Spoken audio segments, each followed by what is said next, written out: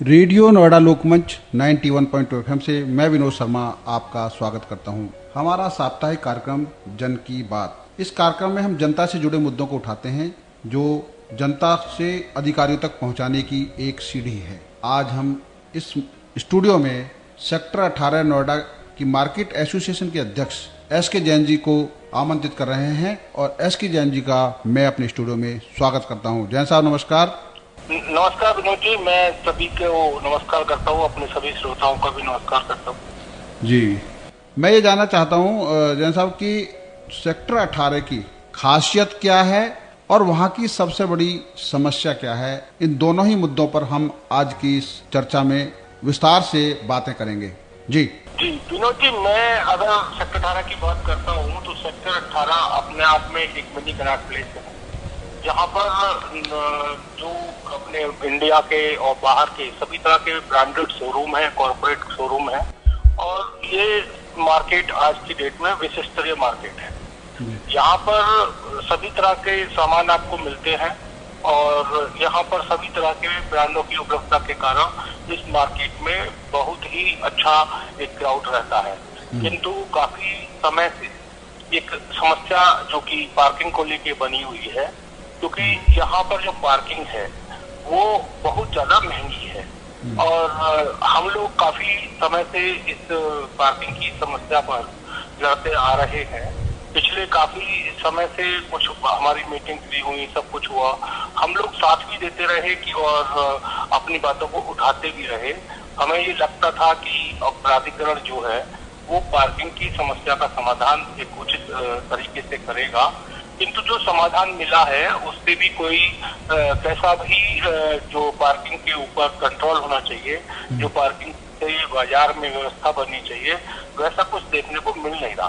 तो इस वजह से हमने एक पत्र अभी लास्ट वीक में लिखा है प्राधिकरण के रेट कम करने के लिए। हमने माननीय विधायक जी को पत्र लिखा है, क्योंकि विधायक जी ने हमें जो पिछले चुनाव से पहले वादा किया था कि मैं सेक्टर 18 की पार्किंग का समाधान कराऊंगा। तो किस तरह की रेट को लेकर क्या है कंफ्यूजन कि जो आपका और नोएडा प्राधिकरण में इस मुद्दे पर थोड़ा मतभेद बना हुआ है? देखिए, ऐसा है कि जो हमारे यहाँ पार्किंग है वो दो तरीके की पार्किंग है। एक बहुमंजिलीय पार्किंग है जो कि मालव इंडिया के पास में है, और दूसरी जो पार्किंग है वो है सरफेस पार्किंग। सरफेस पार्किंग जो है वो आपके पहले 2 घंटे के लिए 50 रुपए है और उसके अतिरिक्त 50 रुपए घंटा है। दूसरा जो आपका मल्टी लेवल पार्किंग है, वहाँ पर पहले 2 घंटे के लिए 30 रुपए है और 10 रुपए घंटा उसके बाद लगता है। तो जो सबसे बड़ी समस्या शुरू होती है वो इन घंटों को लेकर होती है। मतलब अगर मैं आपको सही शब्दों में कहूँ कि यदि आप या हमारे कोई भी श्रोता जो भी अगर बाजार में आएंगे तो वो ये सोचकर नहीं आते कि मुझे 2 घंटे के लिए आना है या 4 घंटे के लिए मार्केट में आना है, 5 घंटे के लिए मार्केट में आना है। किंतु ये होता है, एक माइंडसेट होता है कि जब आप मार्केट में आते हैं तो जैसे ही आपको पता पड़ता है घंटे की पार्किंग है तो आपका पहली कैलकुलेशन ये शुरू हो जाती है कि जल्दी से अपना काम खत्म किया जाए और जहाँ से चला जाए। एक चीज। दूसरी जो चीज है वो ये है कि यहाँ पे जो रेट है वो नोएडा में या दिल्ली में भी कहीं पर इतने रेट नहीं है। इतने ज्यादा रेट होने की वजह से यहाँ से जो ग्राहक है वो दूसरी मार्केटों को तलाश करता है, और क्योंकि दिल्ली पास में है और सेक्टर 18 में जितने भी शोरूम्स हैं वो दिल्ली की सभी मार्केट्स में उपलब्ध है। यानी कि ऐसा कोई हमारा आपसी कंपटीशन नहीं है कि यहाँ पर हम माल सस्ता बेचते हों और दिल्ली में महंगा बिकता हो या दिल्ली में सस्ता, ऐसा कुछ नहीं है। सिर्फ पार्किंग का ही एक अंतर आता है। तो उस वजह से फिर एक बार जो ग्राहक घर आता है वो दोबारा आने में कतराता है। वो उसको लगता है कि ये बहुत ज्यादा पैसे लगेंगे। आप सपोज करिए कि यदि आपने 6 घंटे एक सरफेस पार्किंग में गाड़ी खड़ी कर तो उस 6 घंटे का मतलब आपके पास हो गया 250 रुपए। अब 250 रुपए पार्किंग देते समय कोई कितना भी अमीर हो, कितना भी कुछ हो, उसको वो पार्किंग महंगी लगती है। मतलब उसको अपने जेब से एक ऐसा लगता है कि ये फालतू का पैसा जा रहा है। तो इसमें व्यवस्था को बनाने का काम प्राधिकरण का है और प्राधिकरण ने जिस तरीके से इस पार्किंग को व्यवस्थित किया है, उस व्यवस्था में पार्किंग के रेट, मैं नहीं समझता कि रेट की वजह से कोई पार्किंग की व्यवस्था बनती है। रेट जो है वो सेकेंडरी आइटम है, और क्योंकि ये बाजार भी नोएडा का है, हाई स्ट्रीट मार्केट हमेशा हर जगह सक्सेस होती है, तो हाई स्ट्रीट मार्केट में आने वाली जो आम जनता है उसको सुविधा मिलनी चाहिए कि उसका बहुत ज्यादा जेब ना कटे पार्किंग के नाम पे। अगर मैं सही शब्दों में इस बात को रखूं तो सही शब्द ये है कि हमें पार्किंग को व्यवसाय नहीं बनाना चाहिए, हमें पार्किंग को सुविधा की तरह ही देखना चाहिए। किंतु यदि आप उसको व्यवसाय बनाएंगे तो मार्केट में जो आने वाले कस्टमर कम होंगे, उस कस्टमर के कम होने के कारण आपका जो सेल है वो किसी दूसरे स्टेट में जाएगी, जैसे दिल्ली में जाएगी, तो जब वो दिल्ली जाएगी तो उससे ज्यादा आपका जो लॉस है वो रेवेन्यू का होगा, और जो रेवेन्यू है वो ज्यादा है। मान लीजिए किसी ने अगर 2000 रुपए का बिल खरीदा, कोई चीज खरीदी है, और उस पर मैं अगर 18%, 15%, 12% की भी अगर ड्यूटी काउंट करूं, तो वो ड्यूटी जाके जो जीएसटी है वो जाके 300, 350, 400 रुपए, ये मिनिमम बिल की बात कर रहा हूँ, जबकि कस्टमर का बिल 10,000, 15,000 कुछ होता है, तो ये एक बहुत बड़ा अमाउंट होता है जिसको सरकार लूज कर रही है इस वजह से। दूसरी बात ये है कि जो पार्किंग के साथ साथ एक जो क्रेन चलती है या एक गाड़ियों को जो क्लैंपिंग की जाती है, उनके रेट बहुत ज्यादा है। मतलब आपकी अगर गाड़ी में नो पार्किंग जोन में एक बार क्लैंप लग गया तो आपको 1000 रुपए देने हैं। अब 1000 रुपया देने के बाद शायद ही कस्टमर दोबारा वापस इस मार्केट में आए, तो 1000 रुपये बहुत ज्यादा है। आपको अगर मान लीजिए किसी को दंडित करना है तो उसको उतना दंडित करो जितना उसने अपराध किया है। अगर उसे कहीं पर गलती से गाड़ी लगाई है तो उसने जानबूझकर नहीं लगाई है। ये हमारे बहुत सारी कमियां होती हैं, जैसे कि हमारे बोर्ड गलत लगे हो सकते हैं, या हमारे जो नो पार्किंग जोन है उनका डिस्प्ले ठीक से नहीं हो, या फिर वहाँ पर वो पहले से गाड़ी खड़ी देखते हैं तो लोग गाड़ी खड़ी कर देते हैं, या बहुत से लोग बहुत जल्दी में होते हैं। जैसे किसी को 2 मिनट का काम है, 5 मिनट का काम है, कोई बैंक में गया अपना चेक डाल देंगे तो उसे मुश्किल से 5-7 मिनट लगते हैं, तो वो ये सोच नहीं पाता है कि इसी बीच क्लैंप लग जाएगा या इसी बीच मेरी गाड़ी उठ जाएगी।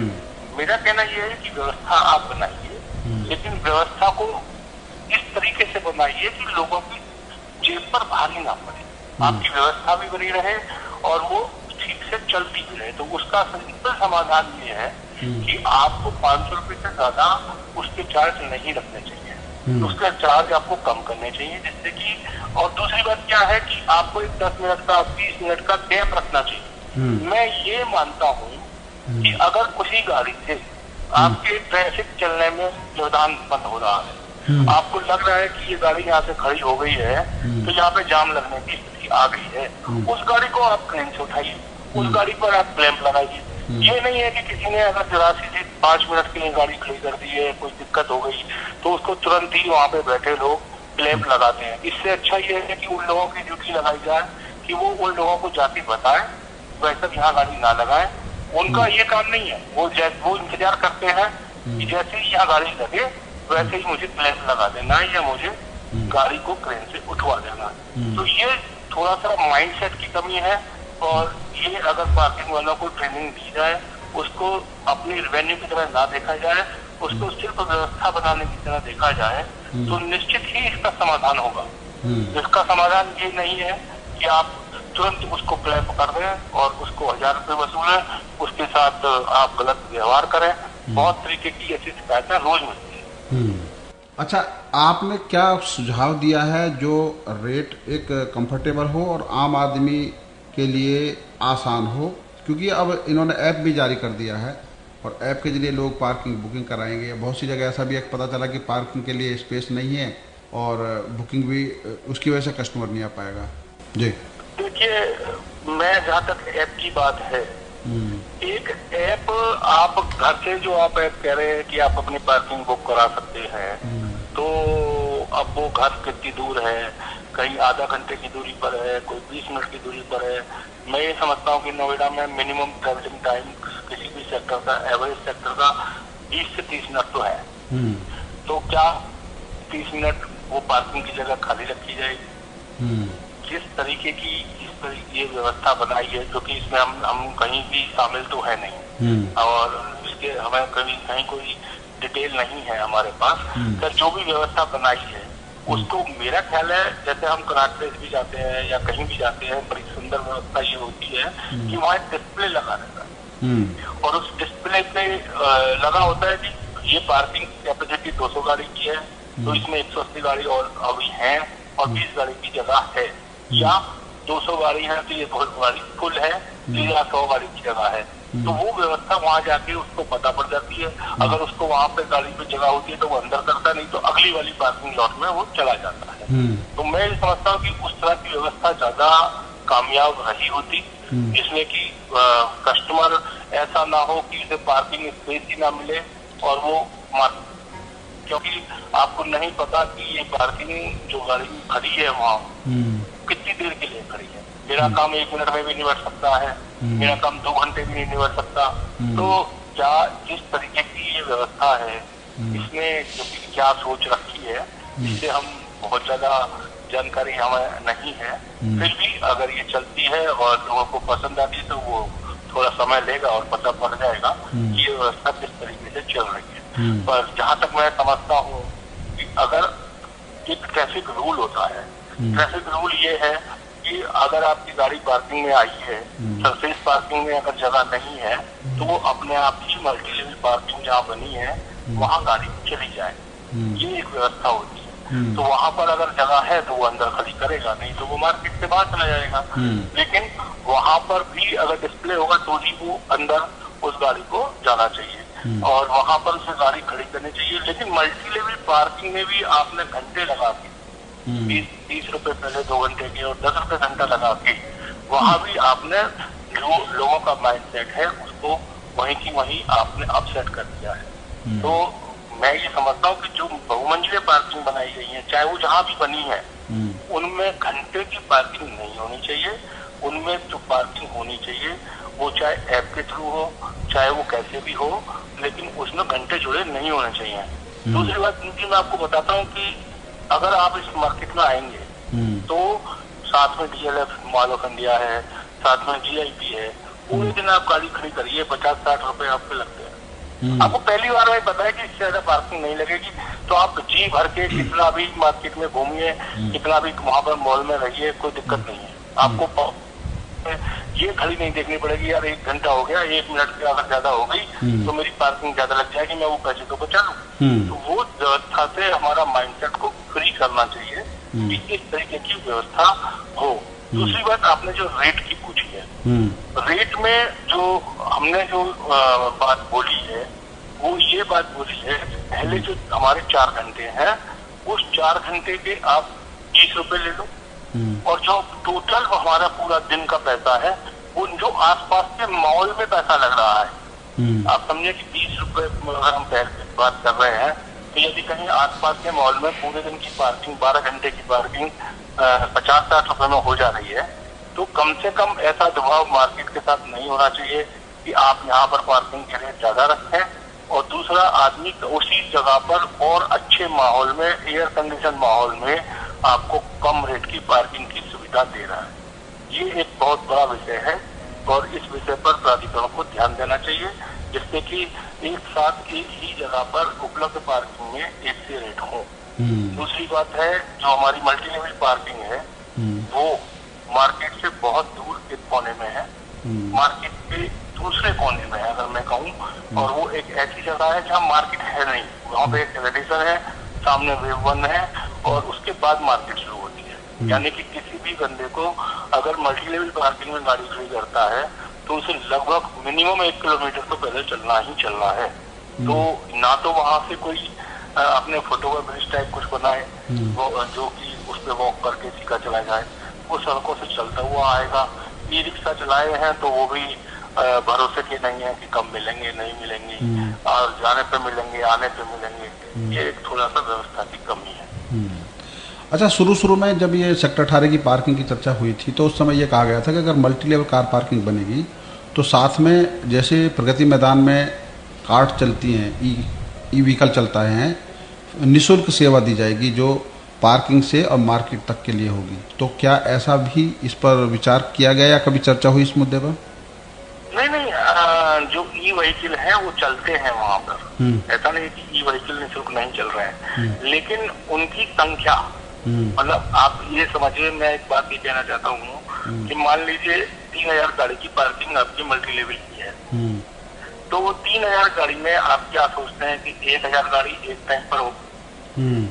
अगर हम एक मान के चलते हैं, चलिए 500 भी मान लेते हैं, 500 गाड़ी से 1000 बंदा उतरेगा, तो 1000 लोगों को 5-7 जो आपकी ई व्हीकल चल रहे हैं, क्या वो संभव है कि सारे लोगों को सही से सुविधा दे पाएंगे? तो वो मतलब उसका समाधान बहुत सिंपल था कि वहीं से जो फुटओवर ब्रिज टाइप आपके वॉकवे बनाए जाते जो वहां से लेके मेट्रो तक जोड़ते थे और वो पूरी मार्केट में जगह जगह उतर जाते, तो वो चलने का स्पेस सड़क का ना होके एक कवर्ड एरिया का जगह होती, उसमें इतना लोगों को चलने में दिक्कत नहीं होती। लेकिन वो नहीं बनाए गए। अगर वो बना दिए जाते तो शायद लोगों को इतना नहीं चलना पड़ता। वो वहां से आते, किसी एक मार्केट की गैलरी में उतर जाते, वो भी कवर्ड होती, तो इतनी दिक्कत ही नहीं होती। लोगों को खुले में चलने की दिक्कत है। और जो रूट है, जो निःशुल्क वाले रूट हैं, वो किस तरीके से हैं, मतलब मैं भी अभी तक ये डिफाइन नहीं कर पाऊंगा कि ये यहाँ पर कोई स्टैंड बना है, तो बस देखूंगा और बैठ जाऊंगा। तो कोई ना कोई आपको सिस्टम बनाना ही पड़ेगा कि ये रूट बनाया है और ये रूट पूरी मार्केट को कवर करता है। सबसे बड़ी बात ये है, या तो आप अलग अलग रूट पे रिक्शा चलाएं या उस रूट को ऐसे चलाएं जिससे कि वो सारी ही मार्केट को सुविधा दे पाए। लेकिन कितनी, सबसे बड़ी बात यह है कि क्या कोई स्टडी ऐसी हुई है कि इतने लोग आते हैं हमारे यहाँ और इतने लोगों को ये सुविधा देने के लिए हमें कितने नंबर ऑफ व्हीकल चाहिए और क्या ये उपलब्ध है या नहीं है? क्योंकि अभी भी मेरे पास रोज शिकायतें आती हैं कि ये रिक्शा नहीं मिल रहा, ये रिक्शा नहीं चल रहा। इस तरह की शिकायतें दुकानदार तक करते हैं, बाकी ग्राहक की तो बात अलग है। अच्छा, जैसे इनकी नोएडा की अभी लिस्ट जारी हुई है, उसमें अलग अलग एरिया के अलग अलग रेट हैं। सेक्टर 1, 3, 5, 8 के 16 के अलग हैं, सेक्टर 38A के अलग हैं, सेक्टर 18 के अलग हैं। ऐसा क्यों? देखिए, ये बात मतलब हजम नहीं होती है कि आप एक ही शहर में अलग अलग पार्किंग के रेट रखते हैं। मतलब मैं ये समझ नहीं पाता हूँ कि सेक्टर 18 को देख के हर चीज महंगी क्यों, जबकि जब आप कोई सामान आप खरीदते हैं वहां पर, तो उस सामान को खरीदते समय आप उस सामान की वैल्यू को इस तरह देखते हैं कि ये आप दूसरी मार्केट में कितने में मिल रहा है। तो ये बड़ी बात है और इसको सभी जगह पर एक से रेट होने चाहिए और ऐसा कोई प्रस्ताव की बात होना चाहिए। इसका कोई किसी लोकेशन से लेना देना नहीं होना चाहिए। इसको व्यापार की तरह देखा जा रहा है, जहाँ तक मैं समझता हूँ। इसे व्यापार की तरह देखना बंद करना चाहिए, इसको सुविधा की तरह देखना चाहिए। और इसमें सबसे बड़ी बात क्या है कि आपको कुछ जगह जरूर ऐसी बनानी चाहिए जो निःशुल्क पार्किंग भी हो। निःशुल्क पार्किंग क्यों नहीं दी जा रही? निःशुल्क पार्किंग दी जानी चाहिए और कम से कम रेट की पार्किंग हो, बजाय इसके भी ज्यादा से ज्यादा रेट की पार्किंग की जा रही है। कम से कम रेट की पार्किंग होनी ही चाहिए। आपको ये सुविधा जितना ज्यादा ये सुविधा दोगे, मैं ये मानता हूँ कि उतना ज्यादा उत्तर प्रदेश सरकार को इसमें राजस्व मिलेगा। शायद उत्तर प्रदेश सरकार की नजर इस राजस्व हानि पर गई ही नहीं है। उसको जाना चाहिए, देखना चाहिए। आपने रेडियो नोएडा लोकमंच 91.2 FM पर बातें की और सबसे बड़ी बात है कि नोएडा का स्थापना दिवस चल रहा है और ऐसे समय में ये मुद्दा महत्वपूर्ण है। अधिकारियों को इस पर गौर करना चाहिए। आपने हमें समय दिया, इसके लिए बहुत बहुत धन्यवाद जैन साहब। आपका भी बहुत बहुत धन्यवाद। आपसे जुड़ के मुझे बहुत अच्छा लगा।